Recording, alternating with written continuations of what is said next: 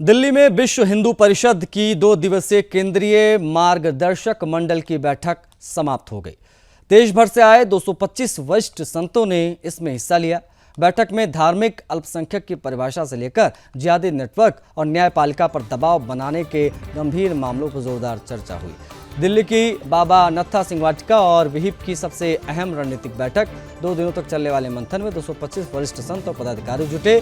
चर्चा के केंद्र में रहा धार्मिक अल्पसंख्यक शब्द का अर्थ और उसकी वर्तमान जरूरत। विहिप का कहना है कि भारत में न तो मुसलमानों को और न ही ईसाइयों को इतिहास में कभी धर्म आधारित उत्पीड़न सहना पड़ा, न ही वे किसी भी क्षेत्र में पिछड़े हैं। 2011 की जनगणना में मुसलमान 14% से अधिक थे और अब अनुमानित आबादी 18 से 20% है। क्या भारत जैसे धर्मनिरपेक्ष देश में धर्म आधारित अल्पसंख्यक वर्ग बनाए रखना अब भी उचित है? बैठक में हाल ही में दिल्ली बम विस्फोट की जांच का मुद्दा भी सामने आया। विहिप के अनुसार हमलावर न गरीब थे न पिछड़े, बल्कि पढ़े लिखे उच्च आय वर्ग के लोग थे। जांच में भी सामने आया है कि एक विश्वविद्यालय जिहादियों की भर्ती का केंद्र बना हुआ था, जहां आधुनिक तकनीक से ब्रेन वॉश किया जा रहा है।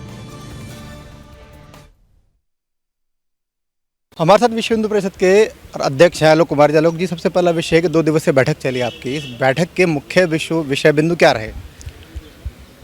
कुछ विषयों का जिक्र हमने कल की प्रेस कॉन्फ्रेंस में किया, कल की प्रेस रिलीज में किया था। हमने ये कहा है कि भारत में धार्मिक अल्पसंख्यकों को कुछ विशेषाधिकार दिए गए। धार्मिक अल्पसंख्यक कौन है, इसकी परिभाषा नहीं की गई है। माइनॉरिटीज़ कमीशन एक्ट में इतना ही कह दिया गया कि केंद्र सरकार घोषित जिसको करे वो माइनॉरिटी रिलीजन है। हमको लगता है इस टर्म को डिफाइन किया जाना चाहिए, उसके मानक तय किए जाने चाहिए और ये भी देखा जाना चाहिए कि क्या कोई कम्युनिटी संख्या में कम है पर कोई रिलीजियस परसिक्यूशन हुआ है, कोई डिस्क्रिमिनेशन हुआ है, क्या उनको धर्म के पालन से रोका गया है और क्या इसके कारण से उस कम्युनिटी में डिसएडवांटेजेस हैं। अगर हैं तो कर्तव्य है कि उसको विशेषाधिकार करके बराबर लाया जाए। अगर नहीं है तो फिर भी केवल संख्या में कम होने के कारण विशेषाधिकार मिले, इस पर विचार होना चाहिए। दूसरा,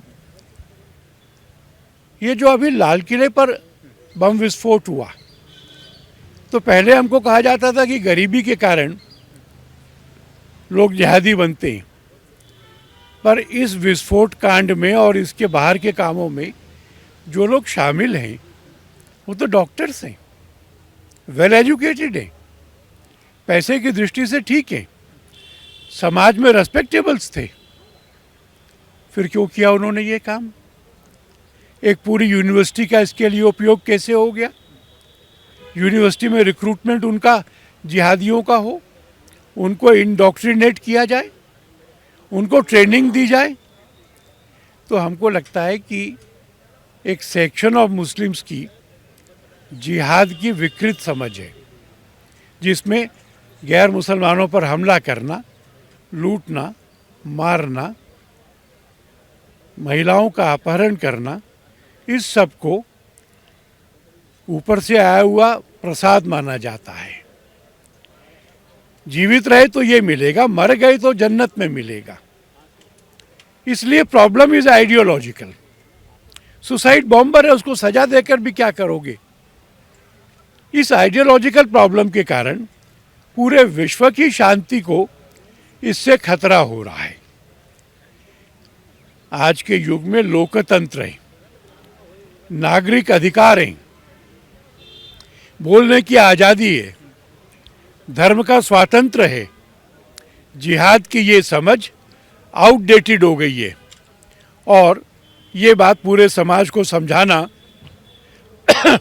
ये पूरे विश्व की सिविल सोसाइटी के लिए ज़रूरी है। तीसरा, बंगाल में, तमिलनाडु में एक जज ने एक मुकदमा डिसाइड किया। उनका डिसीजन ये था कि इस मंदिर में दीपक जलाया जा सकता है। तमिलनाडु सरकार उससे असहमत हो सकती है, संविधान में उसका रास्ता है, सुप्रीम कोर्ट में अपील करो। अपील करने की हिम्मत नहीं की। दबाव लाने के लिए, जुडिशरी को ब्लैकमेल करने के लिए, सारे जजेस पर प्रेशर क्रिएट कराने के लिए इम्पीचमेंट का नोटिस दिया है। हम इसको ब्लैकमेल मानते हैं। हम इसको एक अनफेयर प्रेशर बनाने की टेक्निक मानते हैं। इसकी निंदा की जानी चाहिए।